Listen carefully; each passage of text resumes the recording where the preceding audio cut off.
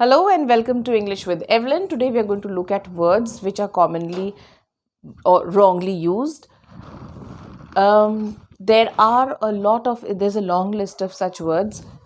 The first that I have taken up is assure, ensure, and insure. Okay, all three words are verbs. Okay, assure means आश्वस्त करना या आश्वासन देना, जिसे हम इंग्लिश में बोलते हैं टू डिस्पेल डाउट्स. अगर किसी को किसी चीज़ के बारे में अगर कोई संशय हो, कोई डाउट हो, तो हम उसको अश्योर करते हैं कि नहीं, ऐसा नहीं होगा. वी डिस्पेल द डाउट्स कि आप बेकार में चिंता कर रहे हैं या शक कर रहे हैं इस बारे में, आप ऐसा मत करिए. तो उसका सेंटेंस यूसेज क्या हुआ? I can assure you that your dog will be safe with me. ठीक है. The second word is ensure. Ensure मतलब सुनिश्चित करना. यहाँ पे कोई और हमें आश्वस्त नहीं कर रहा है, हमने सुनिश्चित कर लिया है. टू मेक श्योर और to make certain. How? I ensured that my dog was in safe hands. ठीक है, मैंने सुनिश्चित कर लिया कि मेरा डॉग सेफ हैंड्स में होगा. अब जो थर्ड वर्ड है ना, इंश्योर, ये यूजुअली पता होता है ना, लेकिन इसके साथ में कई बार इंश्योर और इंश्योर में ऐसा लगता है जैसे ये इंटरचेंजेबली यूज़ हो सकते हैं, क्योंकि कई बार कुछ वर्ड्स ऐसे हैं जैसे इंक्वायर, जिसमें ब्रिटिश और अमेरिकन इंग्लिश के वजह से स्पेलिंग में डिफरेंस होता है. तो कई बार ऐसा लगता है स्टूडेंट्स को या लोगों को कि इन वर्ड्स को भी इंटरचेंजेबली यूज़ किया जा सकता है, पर नहीं, ये एक कम्प्लीटली डिफरेंट वर्ब है और इसका मतलब होता है बीमा करना या टू सिक्योर, है ना. This we know. I have insured my dog against a pet insurance policy. Yes, there are pet insurance policies. We can look them up. So with this we move on to the next pair of words. Okay, so the second set of words in the commonly confused words list is anyway. Now, what is the difference? When you're speaking, there will be hardly any difference. There won't be difference at all. It will not be discernible, at least. पता नहीं चलेगा क्या difference है, लेकिन हाँ, meaning से ज़रूर पता चलेगा. अब यहाँ पे जब हम लिखते हैं, इसमें हम space देते हैं, ये 2 words हैं, ये एक word है और meaning completely different है. ठीक है. Anyway, किसी भी तरह या तरीके से, any manner or method. Okay. You can fold the clothes anyway. किसी भी तरह से fold कर लो, कोई फ़र्क नहीं पड़ता. You can dress up anyway, है ना, जिस भी तरह से. ठीक है. अब ये anyway जब हम मिला के लिखते हैं तो उसका मतलब होता है वैसे भी, regardless of. Okay, you can take any way you want. I am anyway not going to the party. मतलब तुम किसी भी तरह से या किसी भी रास्ते से जा सकते हो या किसी भी तरह से गाड़ी चलाओ, मैं तो वैसे भी पार्टी में नहीं जा रही हूँ. I am just using both these words in one sentence and showing you. अब ये वैसे भी कैसे यूज़ करेंगे? रिगार्डलेस, है ना. It doesn't alter the situation, it doesn't alter the actions which are going to happen. तो ये क्या है, इसको कैसे यूज़ किया है? I am giving them for ironing anyway. अब कैसे इस एक ही कॉन्टेक्स्ट में ये सेंटेंसेस बनाए मैंने, कैसे? You can fold the clothes anyway, किसी भी तरह से फोल्ड कर लो कपड़ों को. I am giving them for ironing anyway. Okay. You can wear whatever clothes you want. Okay. You can dress anyway. We are anyway not going to the party. Okay.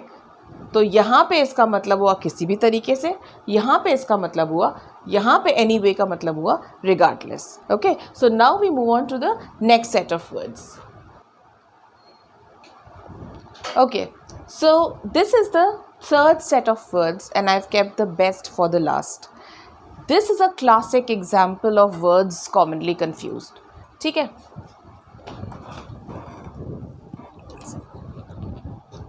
Okay, so it's the words are affect and effect. अब इसमें सबसे important जो हमको चीज़ समझनी है वो ये है कि affect is a verb and effect is a noun. So obviously ये तो इंटरचेंजेबली यूज़ हो ही नहीं सकते हैं। जहाँ नाउन यूज़ हो रहा है वहाँ पे हम वर्ब, और जहाँ वर्ब है वहाँ पे नाउन तो यूज़ कर ही नहीं सकते। तो सोचिए अगर हम ऐसा कर लेते हैं तो कितनी बड़ी मिस्टेक हो जाती है। इसी को हम कहते हैं ब्लंडर। ठीक है, तो अफेक्ट का मतलब होता है असर करना, to impact or influence, okay, and effect means asar, just this asar। इसका मतलब कि impact या result, और इसका usage है we can still see the effects of COVID-19 all around us, और इसका usage है criticism does not affect me। ठीक है, मैं आपको एक बार इसके वर्ब बताती हूँ कि ये वर्ब कहाँ है। ये देखिए, affect is the verb, does not affect. यहाँ पे we can still see the effects of कोविड-19, तो यहाँ पे वर्ब कहाँ है? ठीक है, और ये ऑक्सिलरी, ये मेन वर्ब है, और एडवर्ब बीच में आया।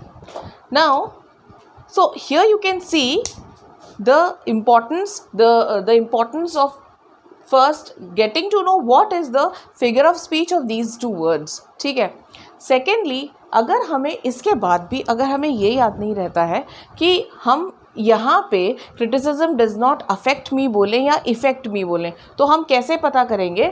हम इसके लिए एक कोड वर्ड बनाते हैं, change। अगर हम इस वर्ड को इंसर्ट करते हैं और सेंटेंस मोर और लेस ठीक रहता है, ख़राब नहीं होता है, तो हम हम समझ जाएंगे कि यहाँ पे ए अफेक्ट यूज़ होगा। ठीक है, यहाँ पे हम वर्ड यूज़ करेंगे रिजल्ट। ठीक है, अगर हमको रिज़ल्ट यूज़ करके भी सेंटेंस का मीनिंग बहुत ड्रास्टिकली चेंज नहीं होता है या सेंटेंस गड़बड़ नहीं हो रहा है, करेक्ट सेंटेंस बन रहा है, तो इसका मतलब हम ये वर्ड यूज़ करेंगे। अब ये ऐसा नहीं है कि यहाँ पे यही वर्ड यूज़ करना है, यहाँ पे हम दोनों वर्ड्स लगा कर देखेंगे, जैसे कि criticism does not change me, criticism does not result me. अगर चेंज यहाँ पे ज़्यादा सही लग रहा है तो इसका मतलब क्या हुआ? अफेक्ट वर्ड आएगा, है ना। हम इसको कैसे समझें? मतलब मैं तो यूजुअली स्टूडेंट्स को कैसे बताती हूँ कि बेटा फॉर्मेशन से ध्यान रखना, अगर सी वाला वर्ड जैसे कि चेंज करेक्ट आ रहा है तो ए से अफेक्ट यूज होगा, और अगर ऐसे वाला वर्ड आर से जो वर्ड बन रहा है रिजल्ट वो है, तो इसका मतलब ई, क्योंकि ये आर है, ये कैपिटल ई भी होता है, तो इफेक्ट। ऐसे करके हम अपने लिए ना कोड वर्ड बना सकते हैं जब तक कि हमको क्लियरली इसका डिफरेंस दोनों का समझ में नहीं आए। अच्छा, एक और चीज़ होती है जो मुझे स्टूडेंट्स पूछते हैं कि एक और चीज़ है, यहाँ पे भी तो एस लग सकता है। जैसे कभी बोलो कि भाई ये नाउन है, ये तो प्लूरल बन सकता है, जैसे यहाँ पे इस सेंटेंस में बना है इफेक्ट और इफेक्ट्स, तो कोई बोलेगा आपको भाई यहाँ भी तो अफेक्ट्स हो सकता है ना। तो हमको ये ध्यान रखना है कि यहाँ पे जो एस लगा है ना, ये तो सब्जेक्ट वर्ब अग्रीमेंट वाला एस है जो सिंगुलर के साथ में लगता है। मैं एक सेंटेंस बनाकर दिखाती हूँ आपको।